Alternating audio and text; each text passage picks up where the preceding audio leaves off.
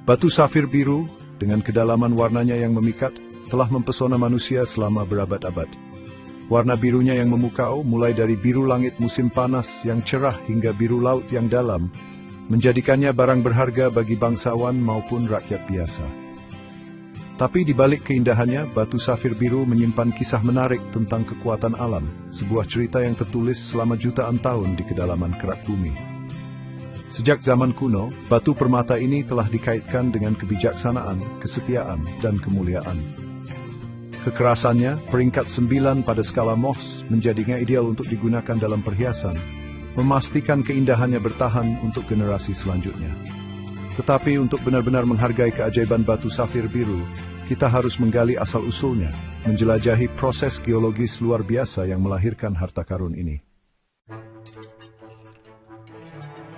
Kisah batu safir biru tidak dimulai di toko perhiasan, tetapi jauh di dalam kerak bumi, di lingkungan yang terpapar panas dan tekanan yang luar biasa.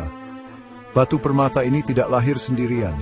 Mereka adalah bagian dari keluarga mineral yang lebih besar yang dikenal sebagai korundum, bentuk kristal dari aluminium oksida. Korundum sendiri tidak berwarna.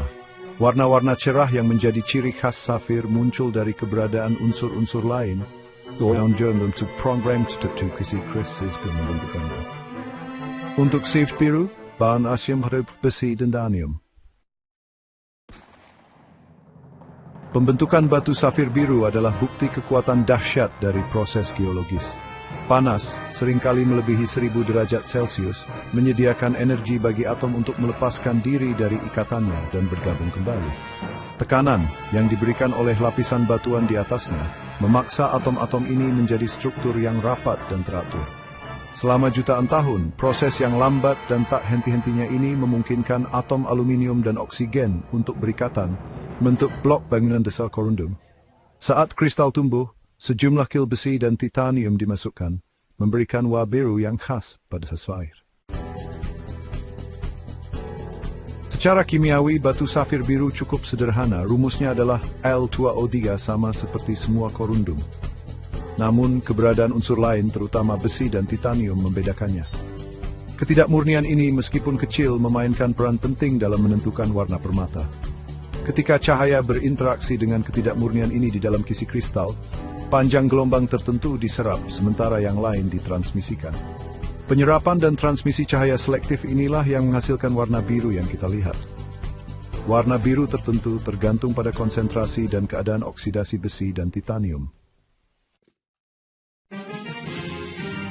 Bagian 5, warna khas, menelusuri warnanya. Daya pikat batu safir biru sebagian besar terletak pada warnanya yang memukau. Dari biru seperti beludru safir Kashmir hingga rona cerah permata Sri Lanka, spektrum birunya sangat luas dan beragam. Variasi warna ini muncul dari perbedaan kecil dalam konsentrasi dan distribusi unsur lain dalam struktur kristal. Batu safir biru yang paling berharga biasanya menunjukkan warna biru beludru yang jelas dengan sedikit warna ungu. Warna yang didambakan ini sering dikaitkan dengan safir dari Kashmir, wilayah yang dikenal menghasilkan beberapa permata terbaik. Namun, batu safir biru yang indah juga ditemukan di belahan dunia lain. Setiap lokasi memberikan karakteristik unik pada permata tersebut. Bagian 6, distribusi geografis, di mana batu safir biru ditemukan. Batu safir biru meskipun relatif langka, ditemukan di beberapa lokasi di seluruh dunia.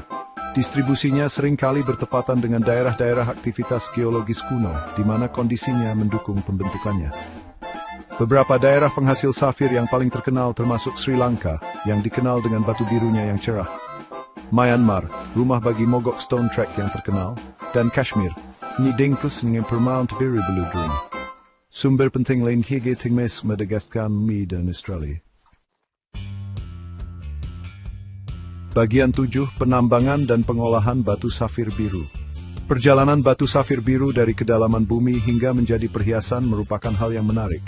Seringkali dimulai di endapan aluvial, tempat safir terkikis dari batuan induknya dan diangkut oleh sungai.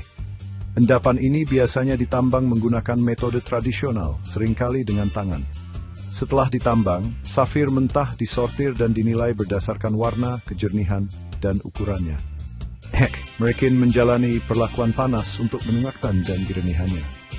Meskipun praktik ini umum dan di industri ini, penting untuk memahami sejauh mana perawatan karena dapat memengaruhi nilai dan daya tahan permata. Bagian 8. Batu safir biru dalam sejarah dan legenda. Batu safir biru telah memikat umat manusia selama ribuan tahun. Sejarahnya terjalin dengan legenda dan cerita rakyat. Di Persia kuno, diyakini bahwa bumi bertumpu pada safir raksasa, pantulannya mewarnai langit menjadi biru. Sepanjang sejarah, batu safir biru telah menghiasi mahkota raja dan ratu, melambangkan kebijaksanaan, kekuasaan, dan anugerah ilahi. Mereka dan berkaitan khasiat spiritual dan penyembuhannya, yang diyakini meningkatkan kedalaman insan menemjen spiritual. Bagian 9. Daya tarik batu safir biru yang abadi. Di era modern, daya pikat batu safir biru terus bertahan. Keindahannya menawan, daya tahannya yang luar biasa, dan sejarahnya yang kaya menjadikannya pilihan abadi untuk perhiasan. Dari cincin pertunangan hingga kalung pernyataan, batu safir biru menambahkan sentuhan elegan dan kecanggihan pada ansambel apapun. Lebih dari sekadar permata yang indah, batu safir badi sarung sekilas untuk sekilang securitan bumi.